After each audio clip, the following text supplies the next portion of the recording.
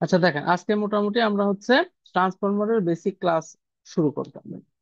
তো ফার্স্ট যে ভিডিওটা দিছিলাম, ট্রান্সফরমারের রেকর্ডিং ভিডিও, এটা একটু বড় ভিডিও ছিল। ওই ভিডিওটা মূলত হচ্ছে ট্রান্সফরমারের একটু কনস্ট্রাকশন অথবা থিওরিক্যাল আলোচনা, যে আলোচনাগুলো নর্মালি আসলে ম্যাথে খুব একটা লাগবে না, এমনি জাস্ট ট্রান্সফরমারের বেসিক সম্পর্কে জানার জন্য আসলে দরকারি। তো আপনারা এটা দেখতে পারেন যারা দেখেন নাই। আজকের লেকচার থেকে কন্টিনিউ করলে আমাদের ট্রান্সফরমারের ম্যাথে কোনো সমস্যা হবে না।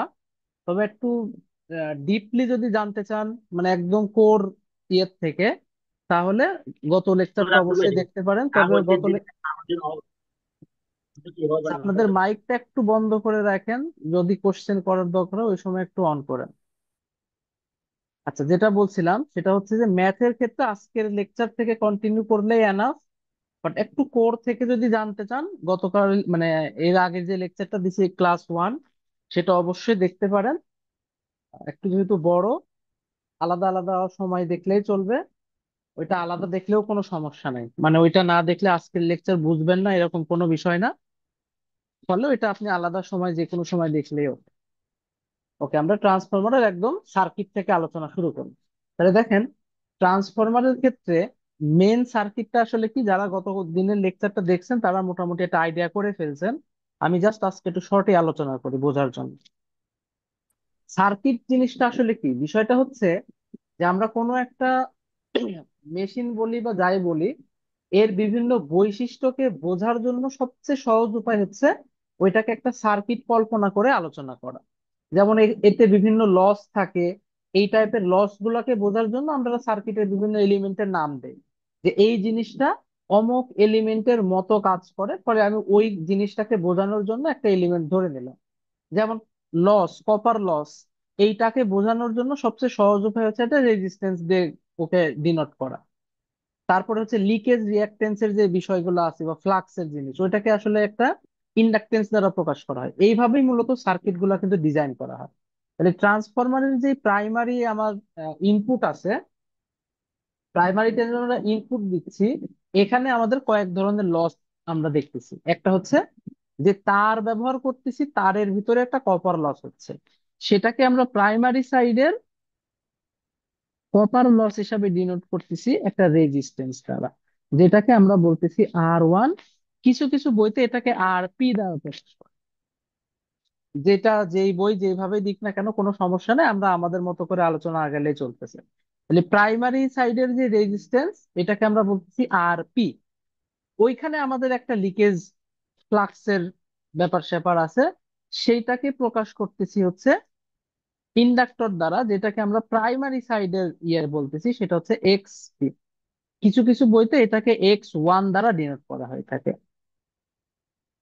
আমাদের যে কোর আছে, কোরের ভিতরে দুই ধরনের ঘটনা ঘটে। একটা হচ্ছে ফ্লাক্স যে আমি প্রাইমারিতে দিচ্ছি, সেটা কিছুটা প্রাইমারিতে কাট করতেছে, কিছুটা সেকেন্ডারিতে। প্রাইমারিতে যে কাট করতেছে, এখানে আমাদের এয়ার এর কারণে কিছু লস হয়, সেই জিনিসটাকে প্রকাশ করতেছি আমরা হচ্ছে এটাকে বলি হচ্ছে এক্সাইটেশন ব্রাঞ্চ। তাহলে এক্সাইটেশন ব্রাঞ্চের এখানে একটা রিয়াক্টেন্স আছে, যেটাকে আমরা প্রকাশ করতেছি X0 দ্বারা, অথবা কিছু কিছু বইতে যেহেতু এটা ম্যাগনেটাইজিং রিয়াক্ট এই জন্য এটাকে XM ও লেখা হয় কিছু কিছু বইতে। তো আপনি যে কোনো একটা পড়লেই চলবে, আপনি XM লেখেন X0 লেখেন, একই কথা। আর এইখানে একটা লস হয়, যেটাকে একত্রে আমরা নো লোড লস বলে থাকি, অথবা সেই লসটাকে একত্রে বলা হয় হচ্ছে কোর লস। কোর লসকে দুই ভাগে ভাগ করা যায়, সেই জিনিসগুলো আমরা আস্তে আস্তে দেখবো। সেইটাকে প্রকাশ করা হয় একটা রেজিস্ট্যান্স দ্বারা। তাহলে এই চলে গেল আমাদের প্রাইমারি সাইডের আলোচনা।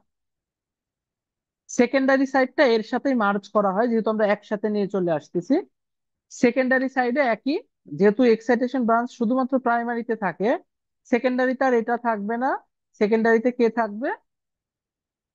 Secondary reactance. কারণ এই যে ফ্লাক্স তো আমরা কি বলতেছি, প্রাইমারিতে কাট করতেছে, আবার সেকেন্ডারিতেও কাট করতেছে, এই জন্য সেকেন্ডারিতেও একটা থাকবে, যেটাকে আমরা XS দ্বারাও ডিনোট করতে পারি, X2 দ্বারা, মানে এটাকে R1 লেখা থাকতে পারে, X1 লেখা থাকতে পারে।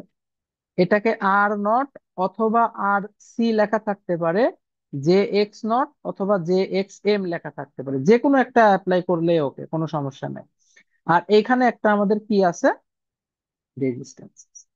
তাহলে এই হচ্ছে একটা ট্রান্সফরমারের বেসিক ইকুইভ্যালেন্ট সার্কিট। অবশ্যই এটা এক্সাক্ট ইকুইভ্যালেন্ট সার্কিট।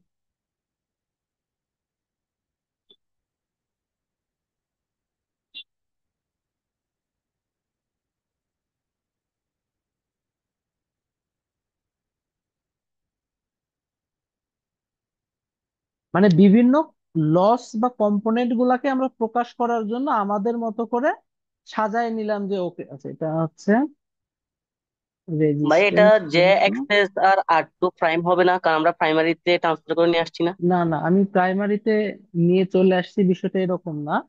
আমি এই জিনিসটাকে বোঝাচ্ছি, এখনো নিয়ে চলে আসিনি, সেটা আমি বলতেছি। এটা হচ্ছে সেকেন্ডারি সাইড, আমরা নিয়ে আসবো, সেটা পরে নিয়ে আসবো। এদের মাঝখানে আমরা যদি ওইটা বলেন যে এদের মাঝখানে আসলে কি আছে, কয়েল এটা। একটা কয়েল আছে। যেহেতু এটা বের করে ফেলছে, ওই কয়েল কিন্তু এখন আইডিয়াল হয়ে গেছে, বুঝতে পারছেন? আচ্ছা, কয়েলটা আমি আলাদা দিই যাতে কনফিউশন না থাকে কোনো প্রকার।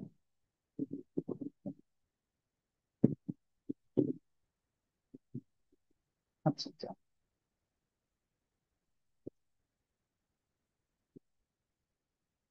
এই যে কয়েলের ভিতরের যেহেতু লস গুলাকে আমি সব বের করে দিছি, ওই কয়েল গুলা এখন হয়ে গেছে আইডিয়াল কয়েল। তার মানে এই যে এইটা হচ্ছে প্রাইমারি কয়েল, আর এই পাশে আছে হচ্ছে সেকেন্ডারি কয়েল। অবশ্যই পাক সংখ্যা কিন্তু দুই পাশে দুই রকম থাকে। যেহেতু এই কয়েলের যত ধর্ম, মানে লস টাইপের যে ধর্মগুলা, সেগুলাকে দেখেন বের করে দিছি, এই যে বাইরে বের করে দিছি, তারের গুলাকে এখানে দিয়ে দিছি। এই জন্য এই যে দুইটা কয়েল এখন আছে, এই দুইটা কয়েল আইডিয়াল, মানে এর লস টস সব বের করে দিছি। এবার প্রকাশ করার জন্য আমরা এখানে দেখাচ্ছি। তাহলে এই সাইডটাকে আমরা বলতেছি হচ্ছে প্রাইমারি সাইড,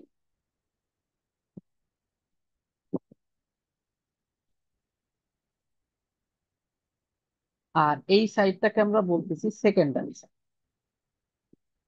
কিন্তু এই যে বলতেছি দুইটা সাইড, তো বারবার যদি দুই সাইড দিয়ে আমরা ক্যালকুলেশন করতে যাই, আমাদের আসলে ম্যাথ অনেকটা কঠিন হয়ে যাবে। এই কারণে কি করা হয়, যে প্রত্যেকটা জিনিসকে যে কোনো এক সাইডে এনে ক্যালকুলেশন করা হয়। এইটাকেই আমরা বলি হচ্ছে রেফার্ড করা, অথবা কোনো একটা ভ্যালুকে এক সাইড থেকে আরেক সাইডে আমরা পরিবর্তন করতেছি। তবে যেহেতু দুইটা সাইড আলাদা মিন করে, এদের ধর্মগত কিছু পরিবর্তন হয়, সেই পরিবর্তনটা নিয়ে আমরা আলোচনা করব। সেই আলোচনা শুরু করার আগে কয়েকটা জিনিস আমি একটু আগের থেকে বলে দিই, যে জিনিসগুলো আমাদের জানাটা খুবই জরুরি। তবে আসলে বুঝতে পারবেন যে আমরা ম্যাথের ক্ষেত্রে কি কি ভুল হয়, অথবা ম্যাথ করার সময় কি কি জিনিস মনে রাখতে হবে। আচ্ছা, প্রথম কয়েকটা জিনিস বলি, সেটা হচ্ছে এই যে আমরা একটা ট্রান্সফরমার যে কল্পনা করতেছি, যে এরকম ধরনের একটা ট্রান্সফরমার, আর এই সাইডে কথার কথা ধরলাম এটা, উল্টাটাও হতে পারে, আমি আপাতত এটা নিয়েই কথা বলি। তাহলে এটা হচ্ছে একটা ট্রান্সফরমারের বেসিক্যালি, এইটা যেহেতু প্রাইমারি সাইড, এর পাক সংখ্যাকে আমি এনপি দ্বারা প্রকাশ করতেছি। এটা সেকেন্ডারি সাইড, এটাকে এন এস দ্বারা প্রকাশ করতেছি। আচ্ছা, এই রেশিওর যে বিষয়টা আছে, এটা কিন্তু এক একটা বইতে এক এক ভাবে ডিফাইন করা আছে। যেমন আহ, আপনার হচ্ছে ভিকে মেহতা, সরি, থেরেজাতে করা আছে কিভাবে, ট্রান্সফরমেশন রেশিও দ্বারা। মানে ওইটাকে বলতেছে ট্রান্সফরমেশন রেশিও। এগুলা যদিও আমি কোনোটাই ইউজ করব না, জাস্ট আমি বইয়ের সাথে মিলানোর জন্য দেখাচ্ছি। এটা হচ্ছে সেকেন্ডারি পাক সংখ্যা ডিভাইডেড বাই প্রাইমারি পাক সংখ্যা। আর ইয়েতে আপনার হচ্ছে চ্যাপম্যানের করা আছে, এটার নাম দিছে টার্ন রেশিও। এইটাকে প্রকাশ করছে এ দ্বারা, যেটা আবার উল্টা বোঝায়, অর্থাৎ এনপি বাই এনএস। মানে থেরেজাতে কে যে জিনিস মিন করে, চ্যাপম্যানে এ টোটালি তার উল্টা মিন করে। তো কোনটা আসলে কখন কি নেব, এই ঝামেলা যাতে না হয়, আমরা আর একটু সুন্দর পদ্ধতি অ্যাপ্লাই করব, সেটা পরে আসি। আগে যেটা বলতেছি সেটা হচ্ছে আমরা যেই পাশে দেখেন পাক সংখ্যা বেশি সেই পাশে ফ্লাক্স বেশি পাবো, মানে বেসিক ইয়েতে আসে। কোনো সূত্র টুত্র যাওয়ার আগে আমরা কমন ইয়ে মনে রাখি, তাহলে সূত্র সহজে মনে থাকবে। তাহলে যেই সাইডে পাক সংখ্যা বেশি সেই সাইডে ফ্লাক্স বেশি পাবো। ফ্লাক্স যদি বেশি পাই তাহলে সেই সাইডে ভোল্টেজ বেশি পাবো। তার মানে যেই সাইডে পাক সংখ্যা বেশি সেই সাইডে ভোল্টেজও বেশি, আর যেই সাইডে পাক সংখ্যা কম সেই সাইডে ভোল্টেজও কম। তাহলে আমরা বলতে পারি পাক সংখ্যার সাথে ভোল্টেজ সমানুপাতিক। তার মানে পাক সংখ্যার অনুপাত যা হবে ভোল্টেজের অনুপাত তাই হবে।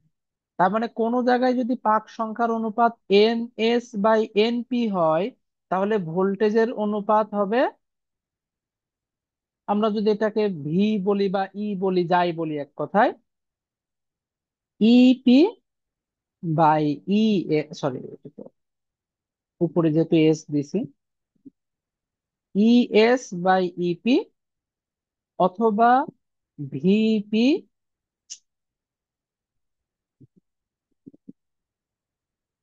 VS/V। এটা বলতেছি আইডিয়াল কেস, মানে এখন পর্যন্ত কোনো লস টস আমরা হিসাব কিতাব করি না, এজন্য সব অনুপাত সমান বলতেছে। লস যদি হিসাব না করি তাহলে এস সমান সিম্পলি বলা যায় VI, এবং লস যদি হিসাব না করি তাহলে ইনপুটের পাওয়ার যা হবে আউটপুটের পাওয়ার তাই হবে। মানে আমরা এক কথায় আহ শুরু যখন করতেছি তখন লস যেহেতু খুবই কম, ট্রান্সফরমারের এফিসিয়েন্সি কিন্তু অনেক বেশি, 97-98%। কেন? কারণ ট্রান্সফরমারে কোনো রোটেশনাল পার্ট নাই। যেহেতু রোটেশনাল পার্ট নাই, এফিসিয়েন্সি বেশি। আমরা সূত্র যখন শুরু করতেছি তখন ধরে নিচ্ছি যে ওকে ট্রান্সফরমারের লস টস খুব একটা নাই, আমরা S=VI এই কনসেপ্টটা মাথায় রাখতে পারি। মানে এক কথায় ইনপুট পাওয়ার আর আউটপুট পাওয়ার সেম, ইনপুটে যা পাঠাচ্ছে আউটপুটে তাই পাচ্ছে, যাতে সূত্রটা সহজ হয়ে যায় আমাদের জন্য। এরপরে আমরা অন্য ইয়েতে যাব, ওই সময় তো লস হিসাব করা লাগবে, যদিও কম কিন্তু কিছু তো আছে, সেটা তো হিসাব করা লাগবে। খেয়াল করে দেখেন, এস যেহেতু ইনপুট আর আউটপুটের সমান বলতেছি, এটাকে যদি কনস্ট্যান্ট রাখতে হয় তাহলে এই দুজনের অবস্থা কি হবে দেখেন। কোনো জায়গায় যদি ভোল্টেজ বৃদ্ধি পায় তাহলে দুইজনের গুণফল কি বেড়ে যাবে না? কিন্তু এটাকে তো বলতেছি কনস্ট্যান্ট, ফলে এই জিনিসটা কি হতে হবে, কমে যেতে হবে। কিরকম একটু দেখি। ভোল্টেজ আগে আছে 5 ভোল্ট, কারেন্ট কথার কথা 2 অ্যাম্পিয়ার, তাহলে দুইজনের গুণফল করলে কত হয়, 10। এখন আমি যদি ভোল্টেজকে দ্বিগুণ করে দিই, ভোল্টেজ হয়ে গেল 10 ভোল্ট, কারেন্ট যদি আগের মতো 2 অ্যাম্পিয়ার থাকে তাহলে তো এই দুজনের গুণফল হয়ে যাবে 20। কিন্তু বলতেছি এটা কনস্ট্যান্ট থাকবে, ফলে বাই ডিফল্ট এই দুজনকে যদি 10 আবার বানাতে চাই কারেন্ট হয়ে যাচ্ছে কত, 1। তার মানে পাওয়ার তখনই কনস্ট্যান্ট থাকতে পারে যদি ভোল্টেজ বাড়লে কারেন্ট তার উল্টা হয়, মানে কমে যায়। কি রকম? ভোল্টেজ যত গুণ হবে কারেন্ট তত মানে মানে এক কথায় ততটুকু কমে যাবে। এই ততটুকু বলতে আসলে আমরা বলতে পারি যে ভোল্টেজ যদি দ্বিগুণ হয় কারেন্ট হয়ে যাবে অর্ধেক, ভোল্টেজ যদি 4 গুণ হয় কারেন্ট হয়ে যাবে 1/4। মানে ভোল্টেজের সাথে কারেন্ট টোটালি ব্যস্তানুপাতিক হয়ে যাবে। এখন এই সেম লজিক যদি আমরা বুঝতে পারি তাহলে এখন আমরা বলতে পারি যে NS/NP সমান যদি ES/EP বা VS/VP হয় তাহলে NS/NP এইটা কি ভোল্টেজের সাথে কারেন্টের সম্পর্ক ব্যস্তানুপাতিক, তাহলে কারেন্ট হয়ে যাবে IP/IS। মানে এটা যা হবে কারেন্টের সম্পর্ক হবে টোটালি তার উল্টা। এবার এত কিছু না করে আমরা এখন যে কথাটা লিখবো এই কথাটা মনে রাখেন, তাইলে দেখবেন যে ইজিলি হয়ে যাবে। প্রথম কথা কি,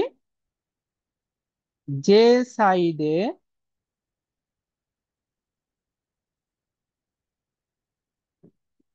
পাক সংখ্যা বেশি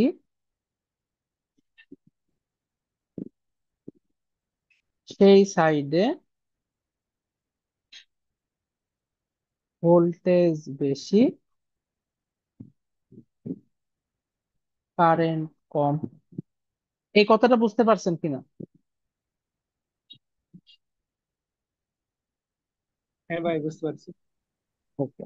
এই জিনিসগুলা কেন বলতেছি, এইগুলা যদি আপনার মাথায় থাকে, দেখবেন যে অনেক সূত্র আর পড়া লাগবে না। আমি সূত্র কমাই ফেলবো অনেকটা, যখন আস্তে আস্তে যাব তখন বুঝতে পারবেন যে কিভাবে সূত্র করতেছে।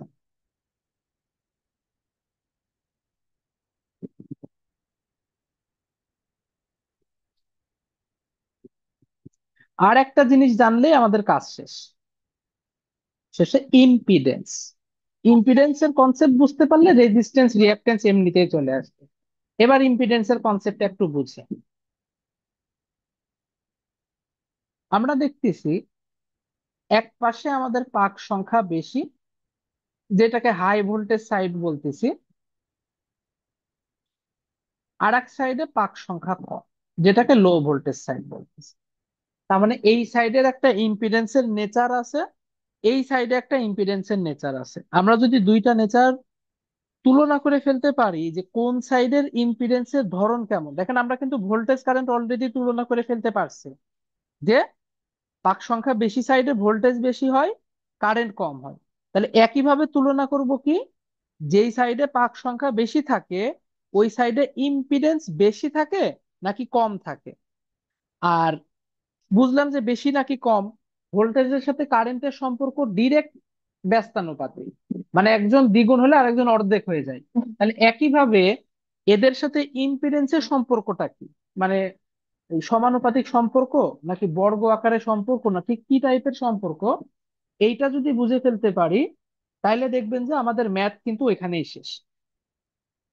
সেটা এখন দেখেন কিভাবে করা যায়। ধরেন আমি কিন্তু একদম শুরুতে খুব সিম্পল লজিক নিয়ে আগাচ্ছি, খুব বেশি জোর ঝামেলায় যাচ্ছে না। আমি একটা পিওর ধরেন রেজিস্টিভ টাইপের একটা লোড নিয়ে কথা বলতেছি। আমি এইখানে হয়তো একটা পাওয়ার দিছি, এই পাওয়ারটা এ পাচ্ছে আপাতত, মানে পুরো সিস্টেমকে আইডিয়াল ধরে নিচ্ছি যে কোনো লস নাই, যা পাওয়ার দেবো টোটাল পাওয়ারটা আমার লোড পাবে, এতে কোনো সন্দেহ নাই। কিন্তু আমি বলতেছি যে আমি একে তো দিচ্ছি, এ পাওয়ার পাচ্ছে ওকে, এটা যদি এই সাইডে না থেকে এই পাশে থাকতো তাহলে ও কতটুকু পাওয়ার পেত সেটা আমি জানতে চাই। তাহলে কি হবে, এক সাইডের ইম্পিডেন্সের সাথে আমি কিন্তু রেজিস্ট্যান্স দিয়ে দেখাচ্ছি, এর কনসেপ্ট যা হবে ইম্পিডেন্সের কনসেপ্ট তাই হবে। রেজিস্ট্যান্স দিচ্ছি যাতে সহজে বুঝতে পারো। তাহলে এর সাথে এর সম্পর্ক কি সেটা ইজিলি বুঝতে পারবে। এটা কিন্তু অ্যাকচুয়াল রেজিস্ট্যান্স, আর এটা ওর কল্পনা, এটা কিন্তু বাস্তবে নাই, সাদাটা কিন্তু বাস্তবে নাই। আমার বোঝার জন্য আমি আনতেছি। তাহলে ধরেন যে আমি একে একটা পাওয়ার দিচ্ছি, স্বাভাবিক কথা, এটা আমার সেকেন্ডারি সাইড। তাহলে এর অ্যাক্রসে যে ভোল্টেজটা পাই সেই ভোল্টেজটা হচ্ছে V2, এর অ্যাক্রসে যে ভোল্টেজটা পাই সেই ভোল্টেজটা হচ্ছে V1। আমরা বুঝতেছি এটা হাই সাইড কারণ এই যে পাক সংখ্যা বেশি দিছি, এটা হচ্ছে হাই সাইড। তাহলে এই সাইডে কে কে বেশি, ভোল্টেজ বেশি, কারেন্ট কম। এই সাইডে ভোল্টেজ কম, কারেন্ট বেশি। আচ্ছা, একে যে পাওয়ার দিচ্ছি এর পাওয়ারটা কত হবে তাইলে? এর পাওয়ার হবে V²/R, অথবা আমরা বলতে পারি যে I2² এটা হচ্ছে এর পাওয়ার। আর আমি যে বলছি কোনো লস টস কিছু নাই, আর এই কয়েল টয়েল ধরেন কথার কথা কোনো কিছু নিচ্ছে না, মানে আইডিয়াল কেস কল্পনা করতেছি আমরা। তাহলে এই যে এটা RL, এটা আমরা এইভাবে না দিই, এইভাবে দিলে আবার কনফিউজ হয়ে যেতে পারেন। এটা যেহেতু কল্পিত জিনিস আমরা কল্পিত আকারেই রাখি। তাহলে প্রাইমারি সাইডে এইটার যদি আমরা তুলনা করতে চাই তাহলে ওই সেম জিনিসটা আসলে এই পাশে কি রকম হবে, এই পাশে লিখতে হলে এরকম লিখতে হবে যে V1²RL প্রাইম, সরি, তো ভাগ আকারে দিতে হবে।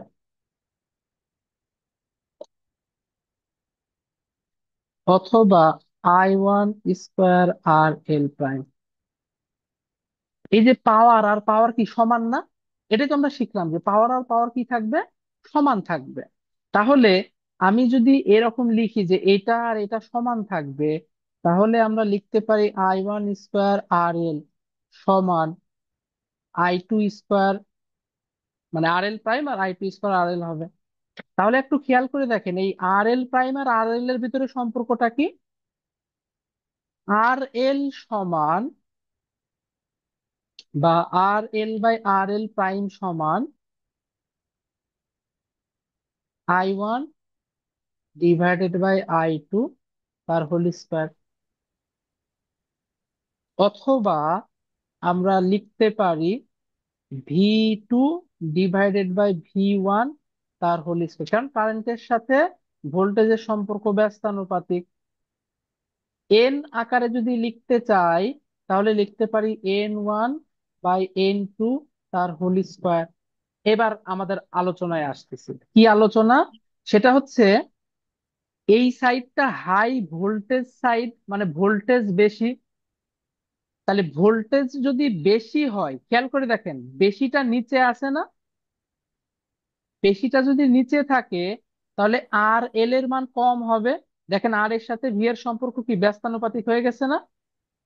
ভাই বেশিটা এখানে ভাগ সংখ্যার ওটা কি ঠিক আছে? এন ওয়ান ভাগ ও এন না টু। না না না না, ঠিক না। এটা তো ভোল্টেজের সাথে মিলবে, N2/N। আচ্ছা, 1 মিনিট, এটা আমি আরেকবার একটু দেখি। আমি চাচ্ছি RL/RL প্রাইম, এটা এই পাশে গেল, এটা যাবে এই পাশে। আছে I1 এর সাথে V2 এর সাথে সম্পর্ক, তাহলে V2 এইটা।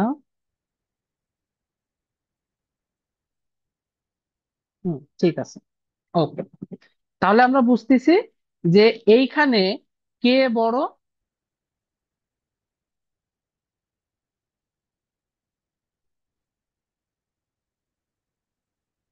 RL প্রাইম বড়, আর এল ছোট।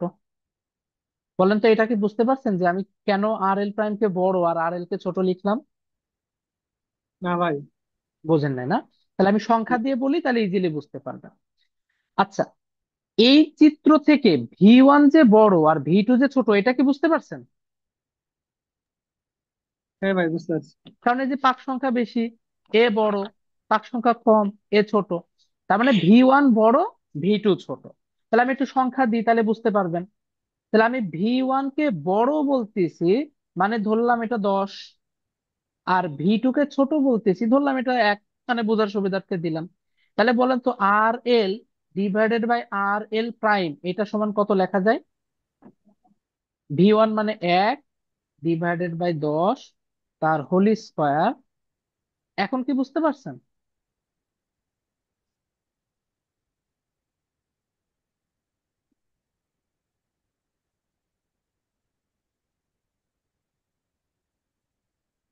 RL প্রাইম সমান 100 RL।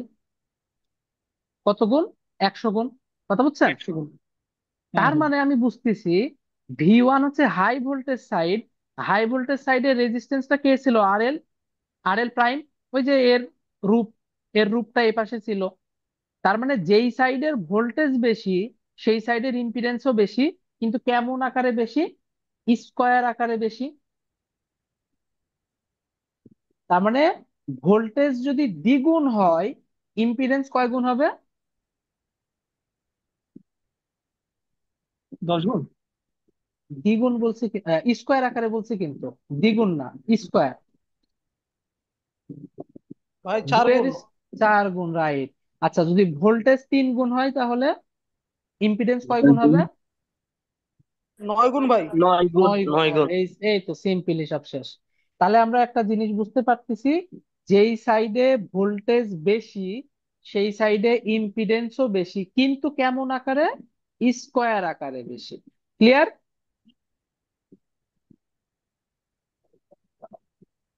তাহলে আমরা ওই জিনিসটাকে আরেকটু আপডেট করে ফেলি।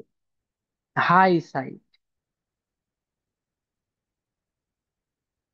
এখন বলেন, হাই সাইডে কে কে বেশি? ভোল্টেজ বেশি, কারেন্ট ছাড়া সবকিছুই বেশি। সবই বেশি। এন বেশি, জেড বেশি, কিন্তু স্কোয়ার আকারে বেশি। মানে এটা আমি বোঝার জন্য বলতেছি, হ্যাঁ। আর কারেন্ট হচ্ছে কম। লো সাইডে কারেন্ট বাদে সব কম। তার মানে এখানে ভোল্টেজ কম, পাক সংখ্যা কম, কারেন্ট এখানে আবার বেশি, জেড কি কম, কিন্তু কেমন আকারে কম? স্কোয়ার আকারে কম। এটা কি ক্লিয়ার? হ্যাঁ ভাই, ওকে, তাহলে এবার আমার সূত্র ক্লিয়ার ভাই। মুখস্থর, আমার কি সূত্র মুখস্থর কোনো দরকার আছে? কোনো দরকার না। একটু দেখি সূত্র মুখস্থ ছাড়াই আমরা কিভাবে বের করতে পারি। মানে কি বলতেছি সূত্র মুখস্থ? মানে ওই যে বইতে দেখবেন যে এরকম সূত্র লেখা থাকে, যদি অনেকদিন আমি করি নাই, ভুলে গেছি, আমি একটু দেখি 1 মিনিট। ভিএস সমান কে ইন্টু ভিপি, এটা একটা সূত্র না? এই রেশিও দেওয়া থাকলে এটা গুণ হবে। তাহলে আবার ভিপি সমান কত লেখা যাবে? ভিএস বাই কে, তার মানে এটা একটা সূত্র মুখস্থ করতে হবে। এটা একটা সূত্র। আবার এ দ্বারা যদি সূত্র মুখস্থ করি তাহলে লিখতে হবে ভিপি বাই এ। এই ভিপি সমান লেখা লাগবে এ ভিএস। মানে এগুলো কিন্তু এক একটা সূত্র। বাট আমি বলতেছি, আমি যদি এই কনসেপ্টটা বুঝতে পারি যে হাই সাইডে কারেন্ট বাদে সবাই হাই, ইম্পিডেন্স গুলো স্কোয়ার আকারে হাই, লো সাইডে কারেন্ট বাদে সবাই লো, ইম্পিডেন্স গুলো স্কোয়ার আকারে লো, তাহলে আমার আর কোনো সূত্র মুখস্থ করা লাগবে না। এবার আমি দেখি যে আসলেও কথাটা ঠিক, যে সূত্র মুখস্থ ছাড়াই করা সম্ভব। আমি বলতেছি যে আমার হাতে একটা ট্রান্সফরমার আছে, যার প্রাইমারি সাইড হচ্ছে 10 আর সেকেন্ডারি সাইড হচ্ছে 2। তাহলে আমি ট্রান্সফরমেশন রেশিও বের করব না, আমি টার্ন রেশিও বের করব না, আমি একটা নাম দেব যেটার নাম আমি শুধু রেশিও বলতেছি। এই রেশিওর বৈশিষ্ট্য হচ্ছে এটা, যে রেশিও সব সময় high voltage by low voltage করবে। লাভ হলো কি? লাভ হলো রেশিওর মান অল টাইম, সেটা যেই ট্রান্সফরমারই হোক, স্টেপ আপ হোক অথবা স্টেপ ডাউন হোক, রেশিওর মান সব সময় একের চাইতে বড় হবে। কথা কি বুঝতে পারছেন? এটা আমি ইচ্ছা করে, মানে 10:2 থাকুক অথবা 2:10 থাকুক, আমি রেশিও বলতে সব সময় high voltage by low voltage বুঝবো। এটা আমি আমার মতো করে করব। ফলে রেশিওর মান সব সময় একের চাইতে বেশি হবে। তাহলে এইখানে রেশিওর মান কত হবে? বড়টা ভাগ ছোটটা করে দেব, ফাইভ। 5। দেখেন এই যে এটাই বলছিলাম, যে রেশিওর মান একের চাইতে, স্বাভাবিক কথা, বড় সংখ্যাকে ছোট সংখ্যা দ্বারা ভাগ করলে সেটা একের চাইতে বড় হয়। তাহলে রেশিও আমাদের সব সময় কি আসবে? একটা বড় সংখ্যা আসবে, একের চাইতে বড় সংখ্যা। ওকে, এবার একটু খেয়াল করা। এবার আমরা ছোটবেলার ইতে যাই। বলেন, একটা সংখ্যা আছে 2, একে যদি আমি বড় বানাতে চাই, তাহলে একের চাইতে বড় কোনো একটা সংখ্যা দ্বারা গুণ করা লাগবে নাকি ভাগ করা লাগবে? গুণ করা লাগবে। গুণ করা লাগবে, কারণ আমি যদি 2 ভাগ 5 করতাম সেটা বড় না হয়ে ছোট হয়ে যেত না? হ্যাঁ। আচ্ছা, আমার হাতে একটা সংখ্যা আছে 20, আমি চাই এটাকে ছোট করব, তাহলে রেশিও দ্বারা গুণ করা লাগবে নাকি ভাগ করা লাগবে? ভাগ করা। ভাগ। ভাগ এই যে করতে হবে। এইটা যদি বুঝেন, আপনার সূত্র মুখস্থর আর কোনো দরকার নেই। আপনার শুধু এটা মাথায় থাকতে হবে যে আমি মানকে বড় করব নাকি ছোট করব। বড় করলে রেশিও দ্বারা গুণ, ছোট করলে রেশিও দ্বারা ভাগ। আচ্ছা, আরেকটু কথা অ্যাড করি। ইম্পিডেন্সকে কি শুধুমাত্র বড় বা ছোট করতে হয় নাকি স্কোয়ার আকারে বড় বা ছোট করতে হয়? স্কোয়ার আকারে। তাহলে কি আমি 5 দ্বারা গুণ করব নাকি 25 দ্বারা গুণ করব? আর 5 দ্বারা। কেন 5 দ্বারা? স্কোয়ার, আপনি নিজেই বলতেছেন ফাইভ স্কোয়ার। স্কেপ দ্বারা করবো। কত?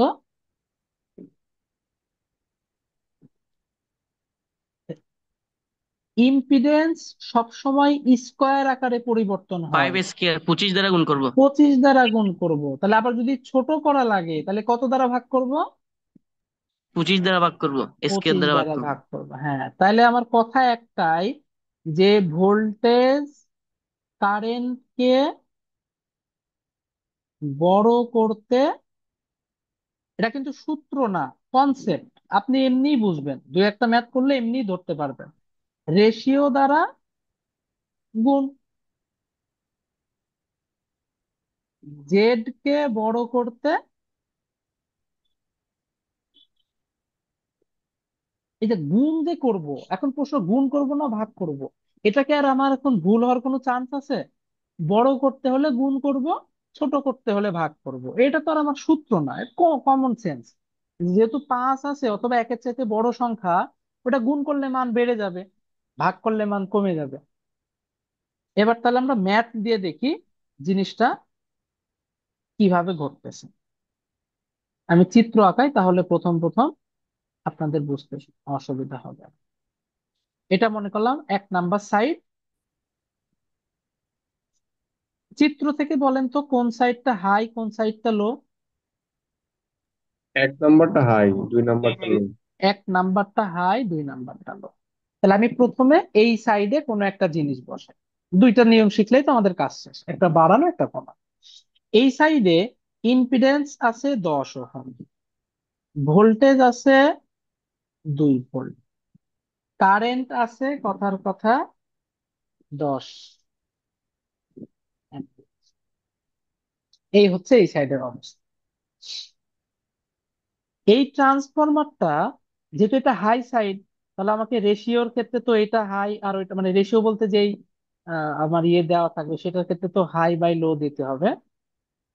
সেটা ধরলাম কথার কথা 100:5। এখন প্রশ্ন হচ্ছে এদের সমতুল্য মান এই পাশে কত, এটা হচ্ছে প্রশ্ন। ওকে, তাহলে আমার প্রথম কাজ হচ্ছে রেশিও বের করে ফেলা। করলাম রেশিও। বলেন তো রেশিও সমান কত হবে? হাই ভাগলো। ভাই হাই 20, ভাগলো মানে 5 কত? করি 120 একশো হবে। ভাগ পাঁচ মানে 20। কাজ শেষ। এবার আসি, এই পাশে যে বের করব, ভোল্টেজ বড় হবে না ছোট হবে? বড় বলেন। হবে। বড় হবে, কারণ এটা হাই সাইডে যে দেখাই যাচ্ছে, কয়েল পাক বেশি, এটা হাই সাইড আর এটা লো সাইড। আচ্ছা, ভোল্টেজ বড় হবে, আগে কে বড় ছোট সেটা ডিটারমাইন করে নি, তাই আমরা কারেন্ট কি হবে? ছোট হবে। কারেন্ট ছোট। ছোট হবে। ইম্পিডেন্স কি হবে? বড় হবে।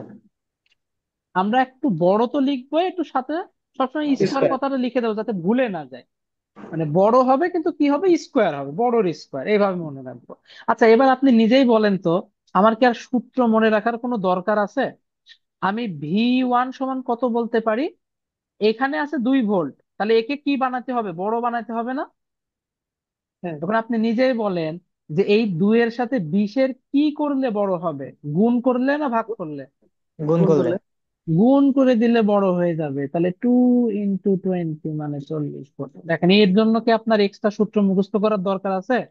যে K × VS, অথবা VS/A, না কি হবে, গুণ করব না ভাগ করব, কে কোন জায়গায় গুণ হবে কোন জায়গায় ভাগ হবে, দরকার নাই। আমি যদি সূত্রও লিখতে চাই, এটা তো বুঝেই ফেলছি যে ভোল্টেজকে বড় করতে হবে, তার মানে সেকেন্ডারি ভোল্টেজের সাথে রেশিওটা কি করব? গুণ, কারণ গুণ করলেই কেবলমাত্র মান কি হতে পারে? বড় হতে পারে। ঘটনা তো দুইটা, হয় গুণ নাই ভাগ। তাহলে ভাগ করলে তো আর মান বড় হবে না, ফলে গুণ করলেই মান বড় হবে।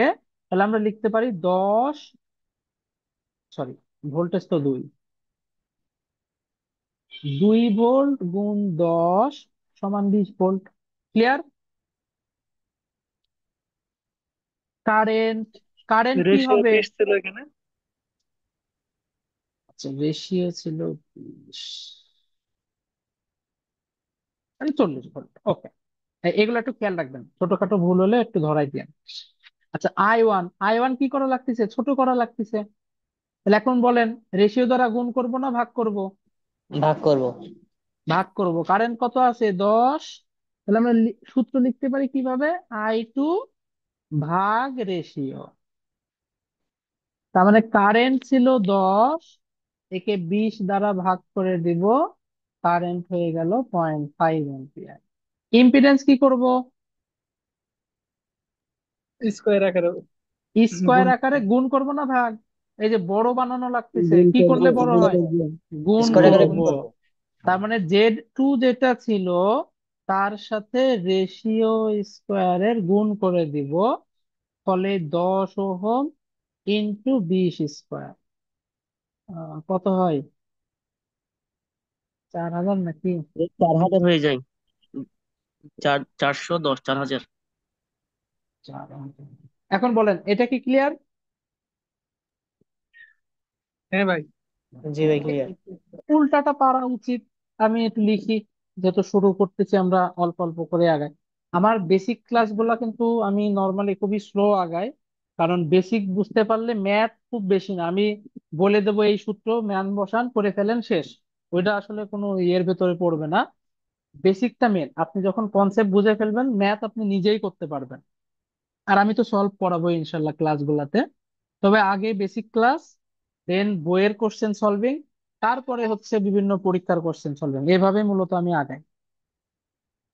তাহলে এইটা হচ্ছে আমার লো ভোল্টেজ সাইড, আর এইটা ধরলাম হাই।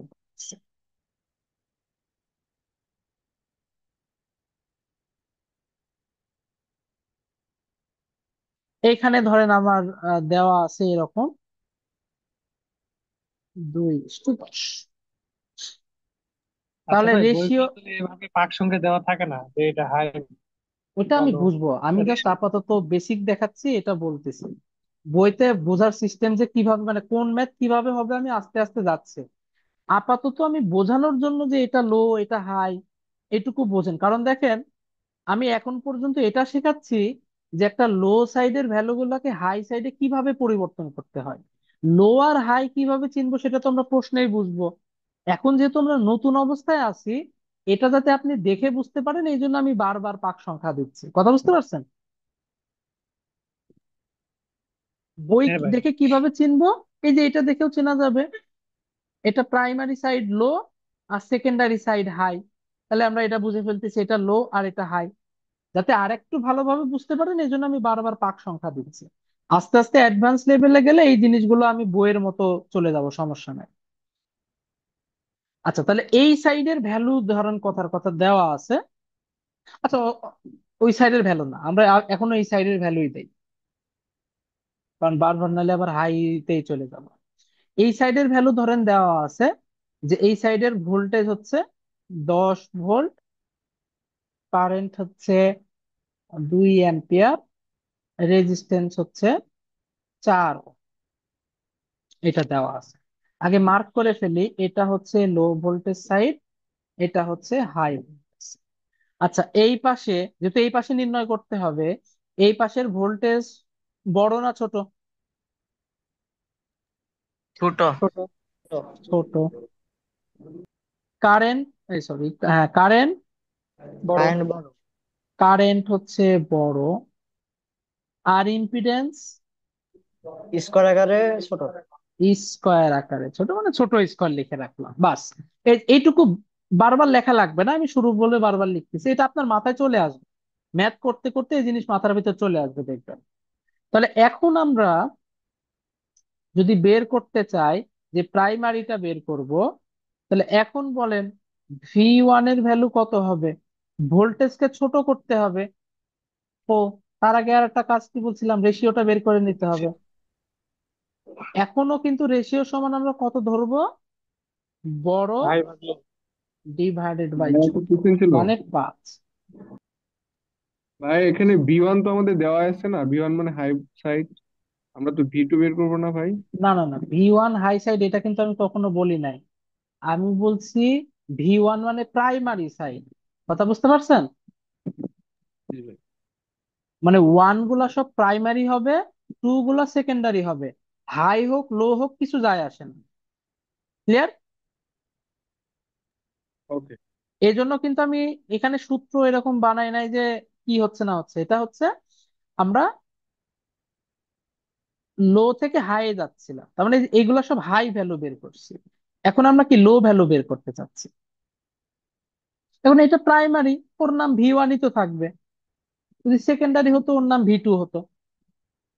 আচ্ছা এখন দেখেন, V1 হচ্ছে কত হবে, ভোল্টেজকে ছোট করতে হবে, তাহলে এই ভোল্টেজের সাথে কি করা লাগবে, 10 ভাগ 5 হবে।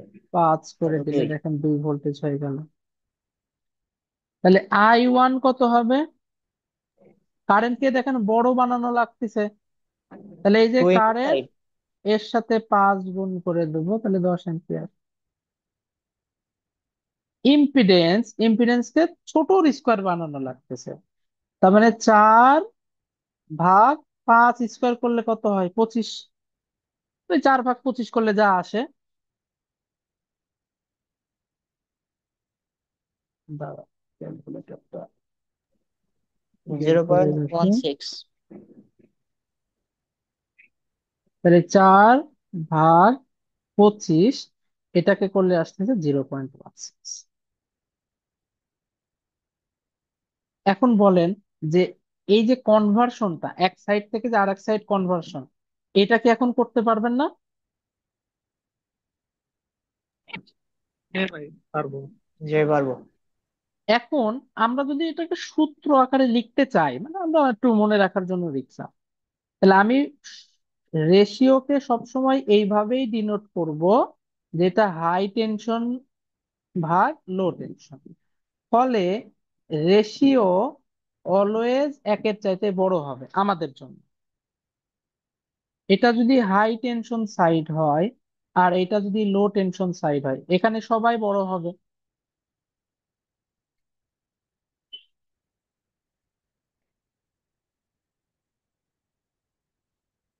তাহলে হাই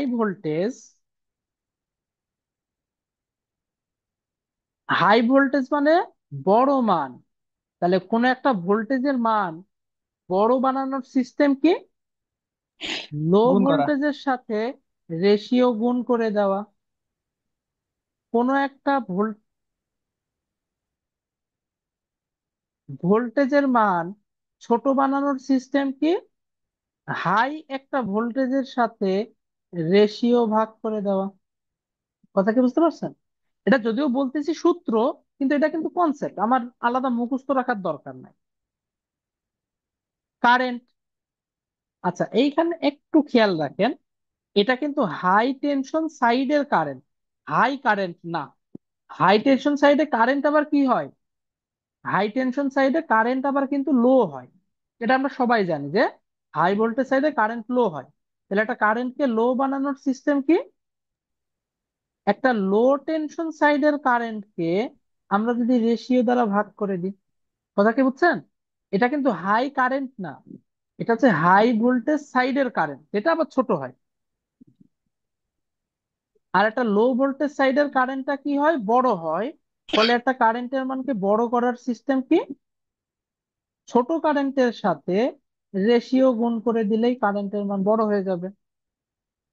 একটা হাই ভোল্টেজ সাইডের ইম্পিডেন্স সবসময় স্কোয়ার আকারে বড় হয়। ফলে আমরা যদি লো সাইডের ইম্পিডেন্সের সাথে রেশিও স্কোয়ার গুণ করে দিই, মানটা বড় হয়ে যাবে। আর যদি ছোট করতে চাই, হাই ভোল্টেজের ইম্পিডেন্সকে রেশিও স্কোয়ার দ্বারা ভাগ করে দেবো। এখন বলেন যে এই কনসেপ্টটা সবার ক্লিয়ার কি?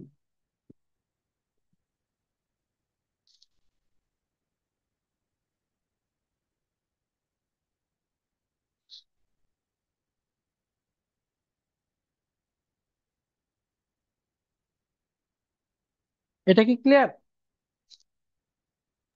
জি হ্যাঁ ভাইয়া। ভাই। জি ভাই। এইবার এখন আমি যে জিনিসটা আলোচনা করতে চাচ্ছি, ভিডিওর এই পার্টটা আপনারা পরবর্তীতে দরকার হয় আরো কয়েকবার দেখবেন, তবে এইটা একদম মাথার ভিতরে গেঁথে ফেলবেন। কারণ ট্রান্সফরমার অনেক দিন ধরে ম্যাথ করতেছে, অনেক কিছু করে ফেলছে, তারপরেও এই জায়গায় এসে বেশিরভাগ স্টুডেন্ট কনফিউজড হয়ে যায়। সেটা হচ্ছে, আমাদের একটা প্রশ্নে দেওয়া আছে 220 ভোল্টেজ অবলিক 2200 ভোল্টেজ। প্রশ্ন হচ্ছে, এই যে রেটিং গুলো দেওয়া থাকে, আমি কিন্তু এর আগে সব 10/2 এসব হাবি জাবি দিছি, বাট ভোল্টেজ আকারে কিন্তু দেই না। এখন দিলাম এইখানে 220 ভোল্টেজ আর এই যে 2200 ভোল্টেজ, এরা কি ভিপি আর ভিএস বোঝায় নাকি ইপি আর ইএস বোঝায়? এইটা একটা খুবই কনফিউজিং একটা কনসেপ্ট। সবাই মানে অনেক স্টুডেন্ট এখানে এসে কনফিউজ হয়ে যায় যে অ্যাকচুয়ালি এই যে রেটিং দেওয়া থাকে এদেরকে আমি কোনটা হিসাবে ক্লিয়ার। দেখবেন যে ম্যাথ যখন পড়া থাকে কোনো ম্যাথে ভিপি হিসাবে লিখতেছে, কোনো ম্যাথে ইপি হিসাবে লিখতেছে, এটাকে কোনো ম্যাথ ভিএস হিসাবে লিখতেছে, কোনো ম্যাথ আবার ইএস হিসাবে লিখতেছে। তাহলে এখন আমি বুঝবো কিভাবে যে কখন কোনটা দিব? আমার প্রশ্নটা কি বুঝতে পারছেন? হ্যাঁ ভাই, বুঝতে পারছি।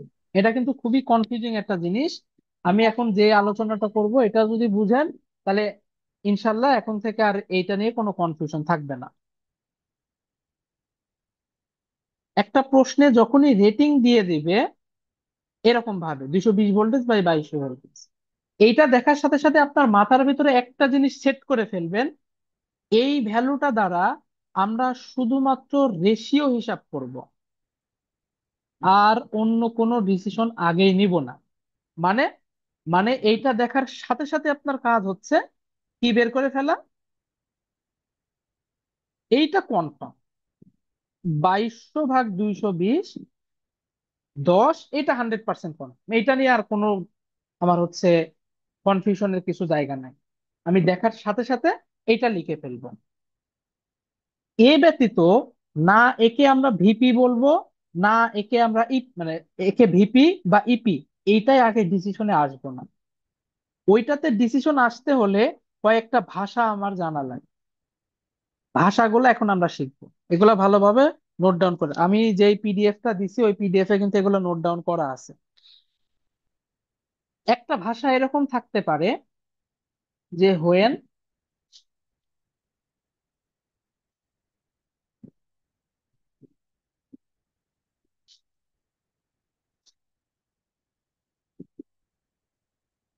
অ্যাপ্লাইড ভোল্টেজ ইজ 220 ভোল্টেজ, অথবা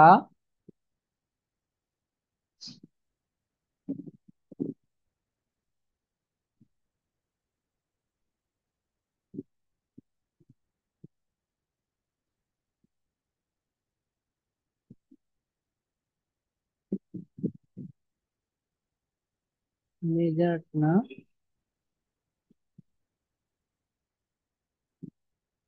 এরকম টাইপেরই কিছু লেখা থাকতে পারে।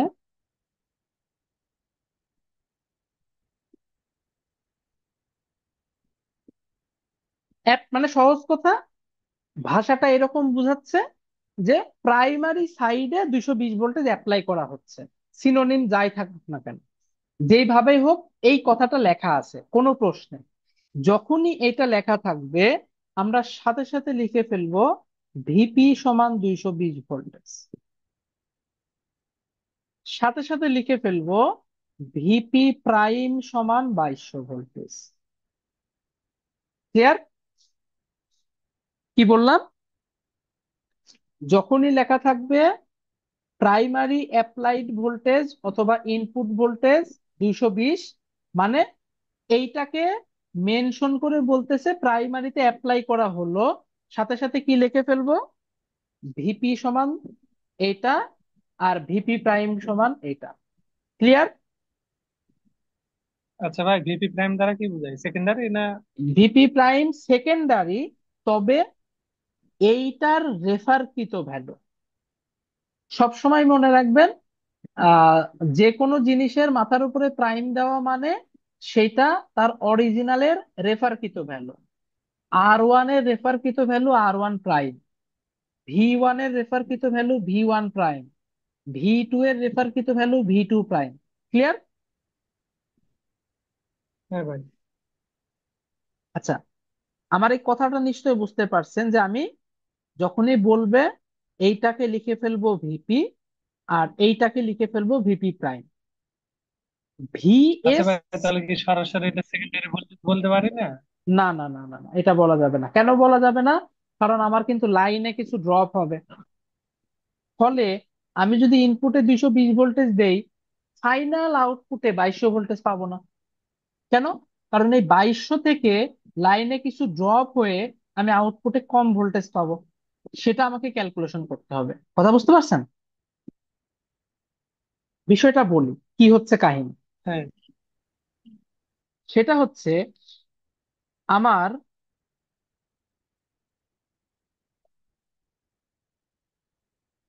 আচ্ছা এইটা শুরু করার আগে আর একটু ছোট্ট কাজ করে আসি, তাহলে জিনিসটা ভালো হবে। আমি ওইটা আপাতত আমরা ইয়ে করি, এইটাকে একটু কমায় নিয়ে আসি, দেন আমরা হচ্ছে ওইখানে গেল। এটা যেহেতু এক্সাক্ট ইকুইভ্যালেন্ট সার্কিট ছিল, এটাকে আমরা অ্যাপ্রক্সিমেটে আগে নিয়ে যাই, তাহলে আমার ওই জিনিসটা আরো রিলেট করতে সুবিধা হবে।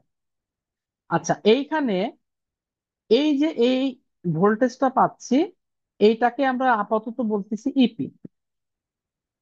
আর এইখানে যে ভোল্টেজটা পাচ্ছি, এটাকে আমরা আপাতত বলতেছি ইএস। আর এইখানে যে ভোল্টেজটা পাবো, সেটাকে আমরা বলতেছি ভি2 অথবা ভিএস। তাহলে দেখেন, ইএস যে ভোল্টেজটা আছে, এটা এখানে কিছু ড্রপ হয়ে তারপর না এখানে পাবো। তার মানে ইএস আর ভি2 বা ভিএস যাই বলি, এটা কিন্তু সমান না। আবার এইখানে যেটা অ্যাপ্লাই করতেছি সেটা ভি1 অথবা ভিপি। তাহলে এইখানে যা দেব সেটা কিন্তু আবার এখানে পাচ্ছি না। ট্রান্সফরমারের ক্ষেত্রে এই নো লোড কারেন্টটা অ্যাকচুয়ালি খুবই কম হয়। এটা হচ্ছে I0।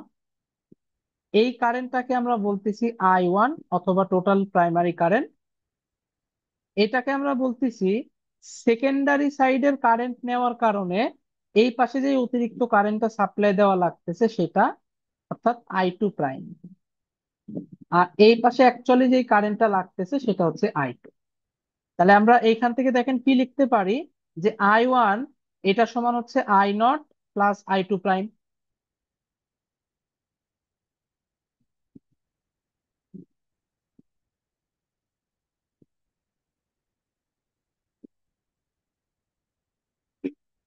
ইএস টা কত?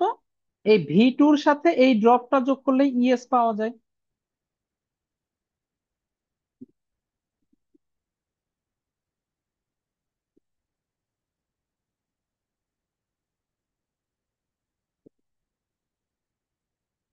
আর ভিপি টা কত? ওই যে ইপি ছিল সেইটার সাথে কত যোগ করব? এই ড্রপটা যোগ করে দিলে কিন্তু আমরা ভিপি পেয়ে যাব।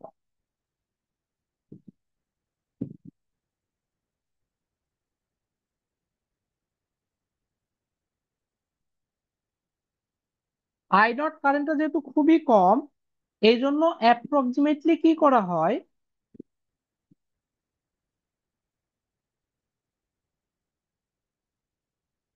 ব্রাঞ্চটাকে এক পাশে সরাই দেওয়া হয়।